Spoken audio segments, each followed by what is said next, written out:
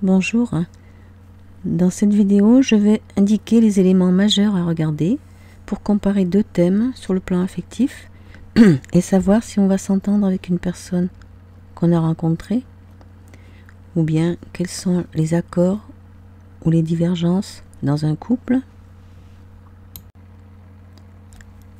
Et lorsque vous aurez déterminé ces nombres, il faudra se reporter aux vidéos numéro 1 à 5 dans lesquelles je donne les affinités entre nombres.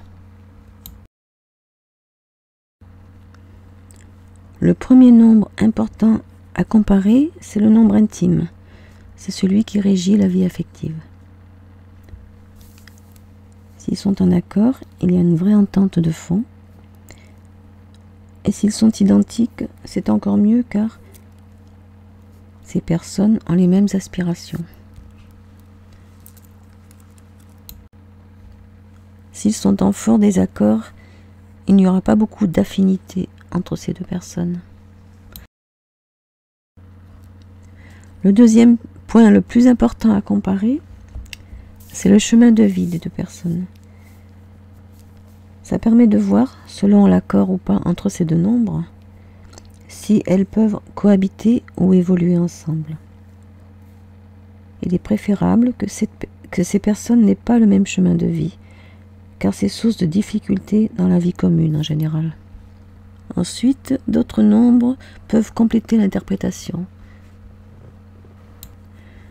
Si par exemple dans l'étude d'une année d'une personne, un risque de séparation est indiqué,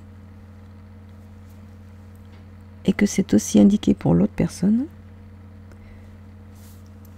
et que c'est confirmé par d'autres aspects, ainsi que par les lettres en transit, il y a une vidéo sur ce thème, il y a un avertissement à prendre en compte, surtout donc si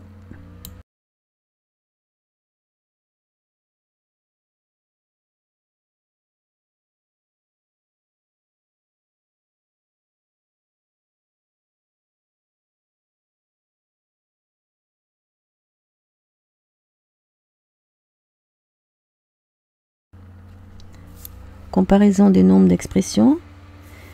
Ce nombre décrit le comportement extérieur d'une personne.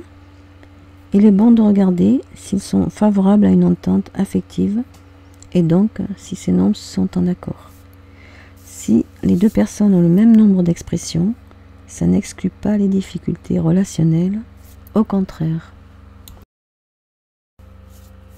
Comparaison du jour de naissance des deux personnes.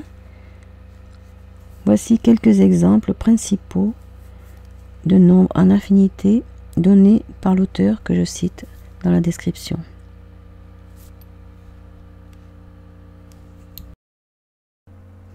Dernière comparaison à faire, les nombres clés. J'explique sur la vidéo comment on le trouve. Si deux personnes ont le même nombre clé, leurs années personnelles sont les mêmes toute la vie.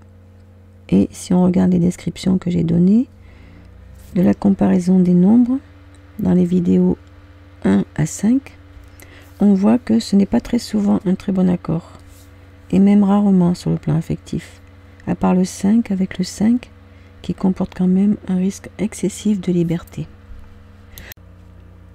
En faisant la synthèse de toutes ces comparaisons, on peut avoir une idée de ce que peut être une relation nouvelle, ou savoir ce qui ne va pas dans un couple, ou ce qui peut aller très bien, ou encore mieux. Alors, il faudra d'abord noter tous les nombres que vous avez trouvés, et ensuite, dans les vidéos que j'ai citées, 1 à 5, écrire à côté les significations, et faire une synthèse. À bientôt.